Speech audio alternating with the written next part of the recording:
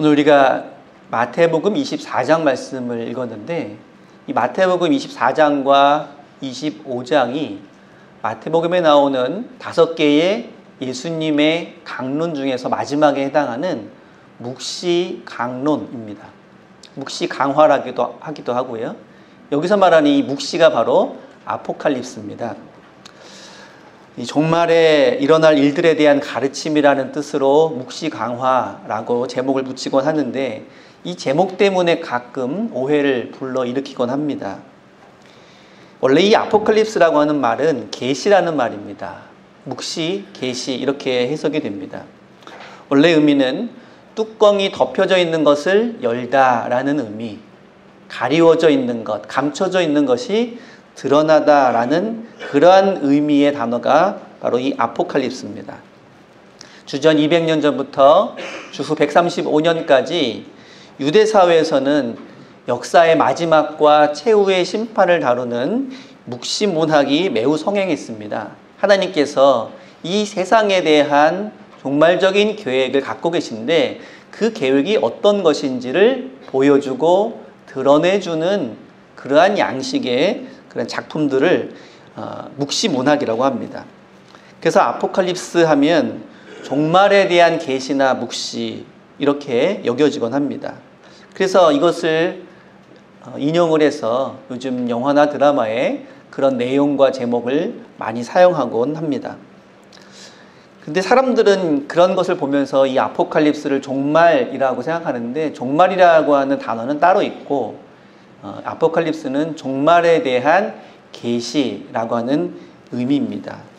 특별히 시대가 어려움에 처했을 때 또 많은 고난이 다가올 때 이러한 양식의 문학 작품들이 많이 성행을 하고 있는데 성경에도 이러한 묵시 문학이 포함이 되어 있죠. 대표적인 것이 구약에 나오는 다니엘서와 신약 성경에 있는 요한계시록입니다. 그런데 그 내용이 매우 신비적이고 상징적이어서 해석하기도 어렵고 또 난해한 성경으로 알려져 있습니다. 그래서인지 잘 다루지 않고 있죠. 기존 교회에서는 이 본문을 가끔 인용하고 있지만 자주 설교 시간이나 성경 공부 시간에 다루고 있지는 않습니다. 오늘 본문도 그와 같은 묵시 문학에 해당하는 내용이라고 할 것입니다. 예수님께서 제자들과의 대화 가운데 종말에 대해서 세상 끝에 대한 이야기를 하고 계시기 때문입니다. 그래서 마태복음을 해석함에 있어서도 가장 어려운 본문 중에 하나인데 사실은 그렇게 어려운 본문은 아닙니다. 거기 표현되는 내용들이 좀 우리에게 낯설어서 그렇지 그 당시에 이러한 표현들은 유대인들뿐만 아니라 많은 사람들이 익숙하게 접했던 거기 때문에 어떤 내용인지를 잘 알고 있는 그런 내용입니다.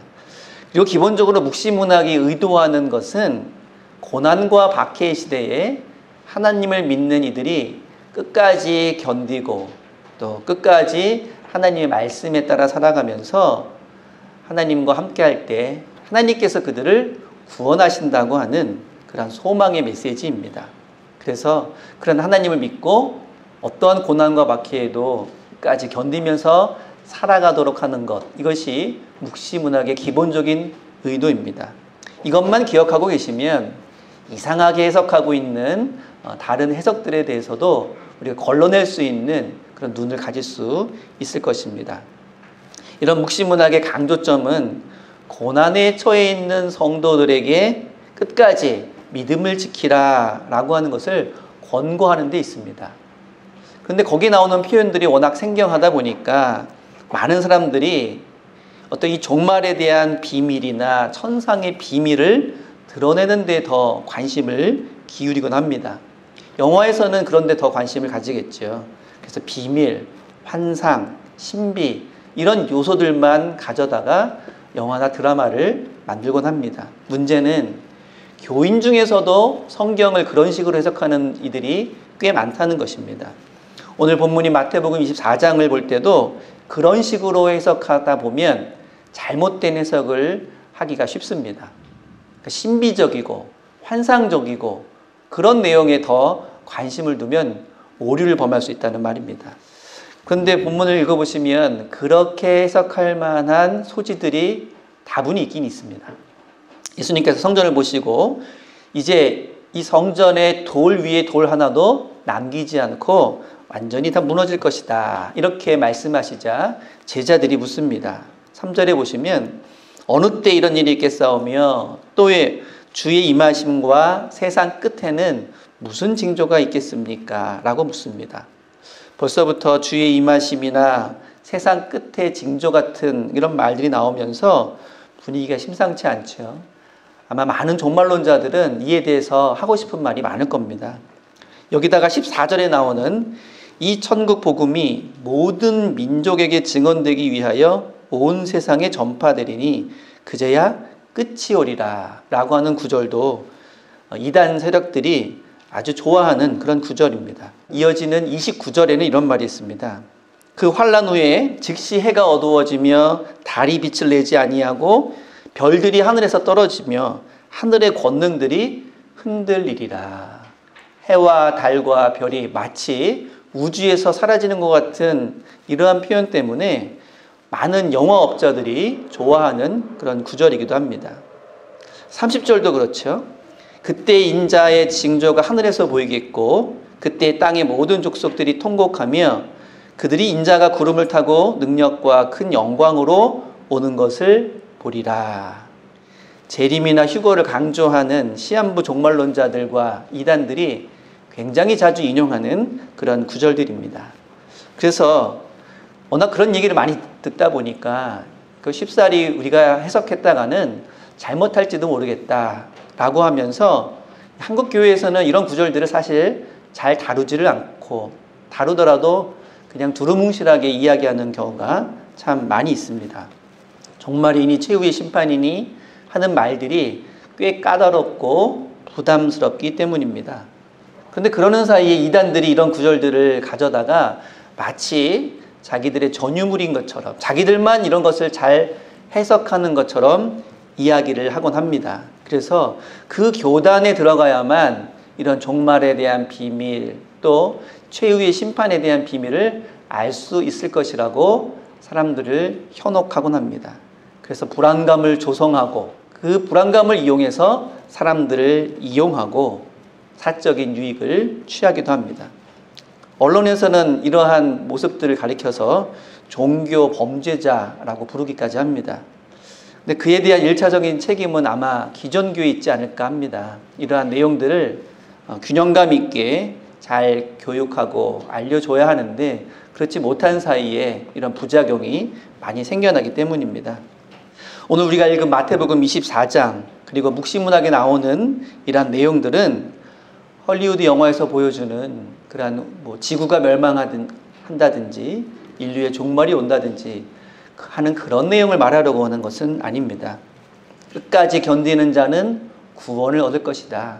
그 믿음을 잃지 않고 끝까지 믿음 안에서 거해야 된다라고 하는 주제를 전해주고 있는데 구체적으로 본문 말씀을 한번 살펴볼까요? 3절에 보시면 아까 제자들이 질문했던 질문이 3개가 나옵니다. 뭐라고 질문하고 있습니까? 어느 때 이런 일이 일어나겠습니까? 두 번째는 주의 임하심은 무엇입니까? 그리고 세 번째는 세상 끝에는 무슨 징조가 있겠습니까? 라는 질문입니다. 그리고 이어지는 본문에서 이에 대한 예수님의 대답이 이어지고 있습니다. 우리는 일단 제자들의 질문의 의도부터 잘 파악을 해야 되겠죠. 그래야 예수님의 대답도 이해하기가 쉬울 것입니다. 첫 번째 질문을 살펴볼까요? 어느 때 이런 일이 있겠습니까? 앞에서 예수님이 성전이 무너지는 것에 대한 이야기를 했기 때문에 어느 때라고 하는 것은 성전이 무너지는 때가 어느 때입니까? 라는 질문입니다. 제자들은 예수님께서 헤롯 왕과 로마 제국을 물리치시고 이스라엘의 왕이 되는 것을 기대하고 지금까지 예수님을 따라왔습니다. 예수님께서 말씀하신 이 성전이 무너진다고 하는 의미는 바로 이러한 헤롯과 로마 제국을 물리치고 예수님이 왕이 되시는 것을 가리키는 말입니다. 예수님과 함께 새 시대를 맞이하기 위해서는 낡은 시대의 상징이면서 헤롯 대왕이 공들여서 재건했던 그 예루살렘 성전이 무너지는 것은 필수적인 사건이라고 제자들은 여기고 있었습니다. 그런데 예수님의 입에서 이 성전이 무너진다는 소리를 하시는 것입니다. 그 소리를 들은 제자들은 아마 가슴이 뛰었을 겁니다. 그것을 기대하고 지금까지 왔는데 예수님도 인정하시는구나. 그래서 제자들은 드디어 그날이 왔구나라는 그러한 마음으로 예수님께 확인차 물어보고 있는 것입니다. 예수님께서 말씀하신 그 일이 언제 일어나겠습니까? 우리도 그때를 기다리고 있습니다라는 그런 의미입니다. 두 번째 질문은 주의 임하심에 대한 질문입니다. 헬라어로는 파루시아라고 하는 그런 단어를 쓰고 있는데요. 이 파루시아라는 단어가 그리스 로마 시대 때 사용되던 그런 단어입니다. 원래 의미는 등장하다, 방문하다라는 의미인데 주로 어느 때 쓰이냐면 그 당시에 왕이 다른 어떤 지역을 방문하거나 갑자기 어떤 상황에서 왕이 등장할 때 그때 가리키는 단어가 바로 파루시아입니다. 전쟁에서 이제 수세에 밀리고 어려움에 처했을 때 갑자기 왕이 군대를 이끌고 도와주러 나타났습니다. 그때 그 모습을 가리킬 때도 이 파루시아라는 말을 씁니다. 그래서 이 말은 왕이 오신다, 왕이 등장한다, 혹은 왕이 등극한다 이런 의미로 주로 쓰던 말입니다. 그런데 제자들이 바로 이 단어를 가지고 주의 임하심이 언제입니까? 라고 묻고 있습니다. 쉽게 말하자면 주님이 왕으로 등장하실 때가 언제입니까? 주님이 이제 예루살렘까지 우리가 왔는데 왕으로 등극하셔서 왕으로서 나타나실 때는 언제입니까? 성전이 무너지면 곧 그 날이 올 텐데 우리에게 알려주십시오 라고 하는 그런 말입니다. 자신들이 예수님을 향해서 기대했던 바를 지금 노골적으로 물어보고 있죠. 드디어 예루살렘까지 왔습니다. 그리고 주님이 성전이 무너진다고도 말씀하셨습니다. 그렇다면 이제 주님이 왕이 되실 텐데 그때가 언제입니까? 라고 기대감에 차서 물어보고 있는 것입니다. 세 번째 질문은 세상 끝에 무슨 징조가 있겠습니까? 라는 질문입니다. 여기서 말하는 세상 끝이란 어떤 의미일까요? 인류가 종말을 맞이하거나 지구가 파괴되는 그러한 것을 말할까요? 제자들의 바람대로 예수님께서 이스라엘의 왕이 되셔서 새 시대를 열어갈 때, 이 새 시대를 열어간다는 의미는 지금까지의 시대가 막을 내린다는 의미지요. 바로 이 세상 끝의 징조는 지금에 있는 이 시대가 막을 내리게 될 때 어떤 일이 있겠습니까? 라는 그러한 의미입니다. 현실적으로 새 시대가 시작되려면 지금의 헤롯 정권이 무너져야 되고 로마 제국이 물러나야 합니다. 그런데 이러한 일이 쉽게 일어날 수 있겠습니까? 헤롯이 호락호락 쉽게 자신의 권력을 내어줄 리도 없고 로마 제국이 아무런 대가도 없이 이 땅을 내버려 두고 물러난 일도 없을 것입니다. 아마 헤롯이나 로마 제국이나 이 새 시대가 오지 않도록 극렬하게 저항을 하게 될 것입니다. 매우 큰 혼란이 일어나겠죠. 바로 제자들은 그것을 물어보는 겁니다. 주님께서 왕으로 등극하시는 것은 이제 정해진 일일 텐데 그에 저항하는 세력들, 현재 이 시대에 있는 세력들이 혼란과 또 극심한 격동을 벌일 텐데 어떤 일이 일어나겠습니까? 라고 물어보는 것이죠. 이제 예수님의 대답을 살펴볼까요? 제자들의 질문의 의도를 우리가 알았으니까 예수님의 의도도 쉽게 우리가 파악할 수 있을 것입니다. 더 나아가서 이 말씀을 근거로 한 데살로니가 말씀이나 또 요한계시록의 말씀도 우리는 쉽게 이해할 수 있을 것입니다. 일단 예수님의 대답은 세상의 파멸이나 인류의 종말에 대한 말씀이 아닙니다. 제자들이 그런 의도로 물어보지 않았기 때문에 예수님도 그런 의도로 말씀하실 필요가 없기 때문이죠. 그래서 이 본문을 가지고 그런 식으로 해석한다고 한다면 좀 굉장한 왜곡을 하고 있다고 볼 수 있습니다. 먼저 예수님은 이 성전의 파괴를 통해서 지금의 시대의 질서가 무너지고 새로운 하나님 나라라고 하는 새로운 새 시대의 모습이 열릴 것이다 이렇게 말씀해 주셨습니다. 제자들이 예상했던 말씀이시죠. 그런데 세 번째 질문에 대한 대답은 제자들의 기대와는 달랐습니다. 이 시대가 막을 내리고 새 시대가 다가오게 될 때 어느 정도의 혼란도 있고 저항도 있겠지만 제자들은 예수님께서 메시아로서 그러한 혼란과 저항들은 쉽게 제지할 수 있을 것이다. 이런 기대감을 가지고 있었습니다. 큰 어려움 없이 새로운 시대가 열릴 수 있지 않겠습니까? 이런 취지로 물어본 것입니다. 그런데 예수님의 대답은 제자들의 예상을 완전히 빗나갔습니다.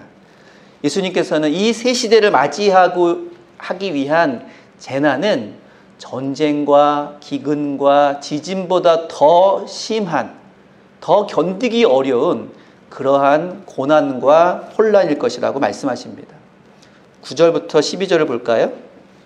그때 사람들이 너희를 환난에 넘겨주겠으며 너희를 죽이리니 너희가 내 이름 때문에 모든 민족에게 미움을 받으리라. 그때 많은 사람이 실족하게 되어 서로 잡아주고 서로 미워하겠으며 거짓 선지자가 많이 일어나 많은 사람을 미혹하겠으며 불법이 성함으로 많은 사람의 사랑이 식어지리라. 이것이 마지막 시대의 징조, 세상 끝의 모습이라고 하는 것입니다. 21절을 제가 읽어드리겠습니다. 이러한 모습이 어느 정도냐면 창세로부터 지금까지 이런 환란이 없었고 후에도 없으리라. 이 새 시대가 다가올 때 마지막 때의 이런 혼란과 어려움들은 이 세상이 창조된 이후에 전무후무한 큰 어려움일 것이다.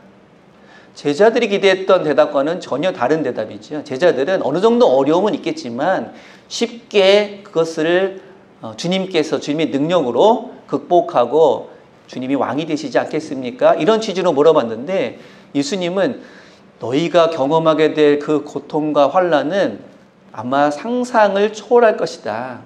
견디기 어려울 것이다. 쉽게 새로운 시대는 오지 않을 것이다 라고 말씀하십니다. 제자들은 그 예수님 말씀을 듣고 어땠을까요? 제자들은 당황했을 것입니다. 그래서 아무 말도 하지 못하고 있습니다. 25장까지 이어지는 예수님의 말씀에 그 누구도 끼어들어서 예수님에게 다른 말씀을 전하는 자가 없었습니다. 어쩌면 전에도 예수님께서 십자가와 부활에 대해서 말씀하셨을 때 제자들이 전혀 이해하지 못했던 것처럼 이 말씀도 전혀 이해하지 못했을지도 모릅니다. 설마 하는 마음이 있었겠죠. 그 정도까지 해야 되겠습니까? 라고 하는 생각이 있었겠죠. 그렇다면 예수님께서는 이 기대에 부풀어 있는 제자들을 낙심시키려고 기대하지 말아라, 혹은 절망에 빠뜨리려고 이런 말씀을 하신 것일까요? 오히려 정반대로 그러한 어려움이 다가오더라도 소망을 잃지 말라고 하는 희망적인 말씀을 해주시기 위해 지금 이 종말에 대한 말씀을 하고 계십니다. 예수님은 한마디로 이 모든 고통과 환난을 마치 산모가 출산하는 것 같은 그러한 고통으로 비유를 하고 있습니다. 마치 어린아이를 낳을 때 큰 고통과 위기가 다가오겠지만 그 산통을 이기고 그리고 견뎌내면 새로운 생명을 맞이하는 것처럼 하나님 나라의 새 시대가 이 땅에 이루어지는 것은 큰 고통과 어려움을 동반하겠지만, 그래서 때로는 그 믿음까지도 저버린 사람이 생겨날 수도 있지만 끝까지 견디고 하나님께 의지하는 자는 새 시대 하나님의 나라를 보게 될 것이다 라는 그런 말씀입니다. 오늘날 성도들의 삶은 어쩌면 예수님께서 경고하신 것 같은 종말적 상황에 놓여 있을지도 모릅니다. 우리는 이 본문을 읽으면 가장 먼저 눈에 띄는 것이 하늘에 해가 어두워지고 달이 떨어지고 별이 떨어지는 이러한 표현들에 자꾸 신경이 쓰이는데, 예수님께서 강조하신 종말적 상황은 조금 다릅니다. 10절부터 12절 말씀을 볼까요? 이 내용을 가만히 보시면 예수님께서 무엇보다도 우려하고 계시고 걱정하고 계시는 종말적 상황은 서로 미워하는 것, 거짓이 횡행하는 것, 불법이 판을 치는 것, 그리고 사람들의 사랑이 식어지는 것입니다. 이것이 제자들이 앞으로 겪어야 되는, 그리고 예수님께서 우려하시는 종말적 상황입니다. 지진과 전쟁과 기근보다도 예수님이 더욱 우려하시는 것이 바로 이것입니다. 미워하고 거짓말하고 불법이 판을 치고 사랑이 식어서 아무도 서로 사랑하지 않는 모습. 이것이야말로 종말적 상황이라면 오늘날 우리 성도들이 처할 수 있는 종말적 상황도 이와 크게 다르지 않을 것입니다. 그렇다면 이러한 상황에 처했을 때 우리는 어떻게 해야 할까요? 예수님은 제자들과 그리고 우리들에게 이런 말씀을 해주십니다. 4절을 보실까요? 너희가 사람의 미혹을 받지 않도록 주의하라. 13절입니다. 끝까지 견디는 자는 구원을 얻으리라. 미혹을 받지 않고 끝까지 견딘다는 말은 어떤 의미일까요? 세상에 이러한 환난, 고통이 다가오니까 이것들을 피하기 위해서 사람들이 없는 곳으로 피신해서 살아간다는 그런 의미일까요? 땅굴을 파고 지하에 들어가서 이러한 환난이 지나갈 때까지 기다려야 된다는 그런 의미일까요? 앞서 나오는 9절부터 12절의 말씀을 비추어서 보자면 미혹을 받지 않고 끝까지 견딘다고 하는 그 의미는 서로 사랑하고 진실되고 바르게 살아가며 식지 않는 뜨거운 사랑을 가지고 주님만 의지하고 살아가는 삶을 의미합니다. 어떤 고난과 시험과 유혹이 따라온다 할지라도 그에 굴하지 않고 끝까지 주님 말씀하신 그 삶을 지키며 살아가는 것, 이것이 종말에 우리가 감당해야 되는 그런 믿음의 분량이라고 하는 것입니다. 그리고 이 말씀은 오늘날 우리에게도 귀한 교훈으로 전해주십니다. 우리가 이 종말적인 상황 속에서 미혹을 받지 않고 끝까지 견디며 구원받은 백성답게 살아갈 때 아무리 종말과 같은 어려운 현실이 우리에게 다가온다 할지라도, 아무리 낙심되고 절망스러운 상황에 처해 있다 할지라도 하나님께서 끝까지 그 남은 자를 지키시고 함께해 주신다는 그러한 소망의 말씀인 것입니다. 하나님의 말씀대로 우리가 더욱더 적극적으로 살아가는 삶, 지금까지 산상수훈을 통해서 그리고 제자들에게 알려줬던 그런 말씀들을 우리의 삶으로 실천하면서 오늘 말씀 가운데 나오는 것처럼 서로 용서하고 진실되고 바르게 살며 그리고 주님의 사랑을 품고 우리의 형제자매와 이웃을 끝까지 사랑하는 삶, 이것이 바로 끝까지 견디는 자의 삶일 줄로 믿습니다. 날마다 믿음 안에서 소망을 안고 인내하며 사랑과 은혜가 충만한 새 생명의 삶, 하나님 나라의 백성의 삶을 살아가는 저와 여러분 모두가 되실 수 있기를 바랍니다. 그 어떤 거짓도 고통도 그리고 혼란과 어려움도 이러한 삶을 살아가는 자들이 하나님과 함께하는 것을 꺾을 수 없을 것이며 넘어뜨릴 수 없을 줄로 믿습니다.